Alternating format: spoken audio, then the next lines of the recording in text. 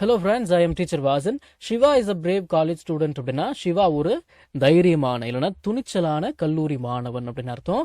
Brave அப்படின்னா துணிச்சலான தைரியமான, அப்படின்னா ஒரு அப்படின்னு அர்த்தங்களா? சரி, okay. He enjoys life with his good friends அப்படின்னா அவருடைய நல்ல நண்பர்களுடன் அவர் வாழ்க்கையை என்ஜாய் பண்றாரு. He enjoys life அப்படின்னா அவர் லைஃபை என்ஜாய் பண்றாரு. With his good friends அப்படின்னா அவருடைய நல்ல நண்பர்கள் உடன். ஆச்சுங்களா? சரி, ஓகே. அடுத்தது எ பொலிட்டீஷியன். பொலிட்டீஷியன் அப்படின்னா அரசியல்வாதி. எ பொலிட்டீஷியன் அப்படின்னா ஒரு அரசியல்வாதி. அப்பாஸ்ட்ரோஃபி எஸ் வந்துருச்சுன்னா உடைய. எ பொலிட்டீஷியன்ஸ் அப்படின்னா ஒரு அரசியல்வாதியின் உடைய சன் பையன் டஸ் பேட் திங்ஸ் கெட்ட விஷயங்களை செய்கிறான். இந்த காலேஜ் கல்லூரியில் ஒரு அரசியல்வாதியினுடைய மகன் கல்லூரியில் கெட்ட காரியங்களை கெட்ட விஷயங்களை செய்கிறான். சரி, திஸ் பேட் மேன் இந்த கெட்டவன் கில்ஸ் கொல்கிறான். யாரு? an innocent girl ஒரு அப்பாவி பெண்ணை.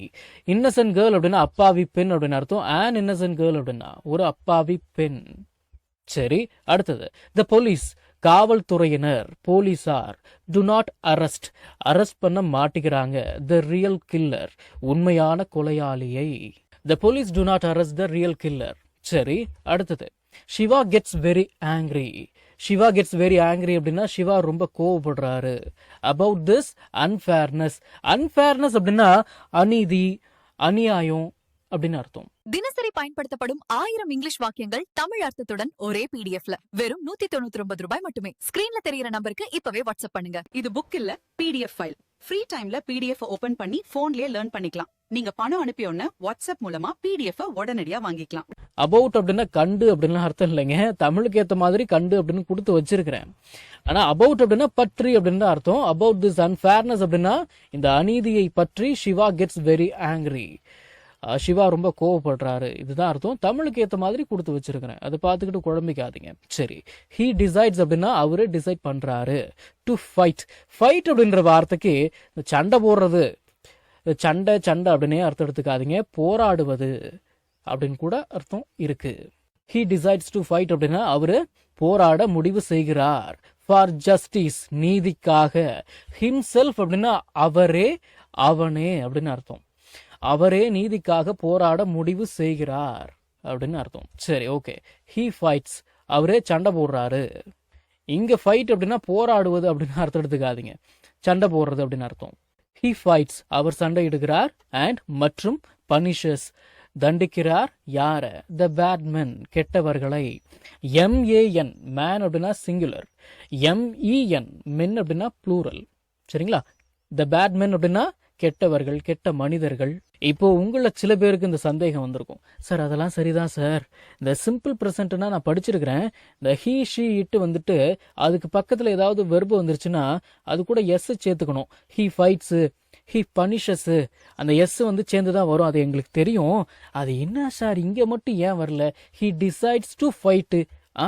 ஃபைட் அப்படின்னா வெர்பு தான், நான் இல்லைன்னு சொல்ல கிடையாது. ஆனா அதுக்கு முன்னாடி வந்த வார்த்தையை பார்க்கணும். To fight. டு ஃபைட் அப்படின்னா இன்ஃபினிட்டிவ். இந்த கிராமர் ரூல் படி ஹீ ஷீட் வந்துருச்சுன்னா ஹீ ஷீட் வந்து அதுக்கு பக்கத்துல ஒரு வெர்பு வந்துருச்சுன்னா அது கூட எஸ் சேர்த்துக்கணும் அப்படிங்கிறது கிராமர் ரூல் தான். ஆனா அதெல்லாம் டூவுக்கு முன்னாடியே நிறுத்திக்கணும்.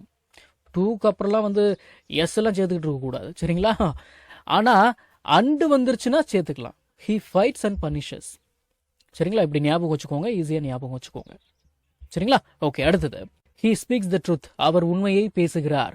பிரேவ்லி தைரியமாக. இன் த கோர்ட் நீதிமன்றத்தில், கோர்ட்ல.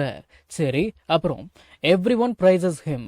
பிரைஸ் அப்படின்னா பாராட்டுறது, புகழ்றது அப்படின்னு அர்த்தம். எவ்ரி ஒன் பிரைசஸ் ஹிம் அப்படின்னா எல்லோருமே அவரை புகழ்கிறார்கள், பாராட்டுகிறார்கள். As an honourable student. As an honourable student அப்படின்னா ஒரு மாண்புமிகு மாணவனாக.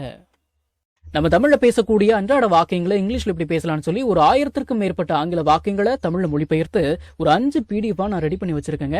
ஒரு PDF ஓட பிரைஸ் வந்து பாத்தீங்கன்னா 50 rupees. ஆனா இந்த 5 PDFையும் நீங்க 250 ரூபாய் கொடுத்து வாங்க தேவையில்லை.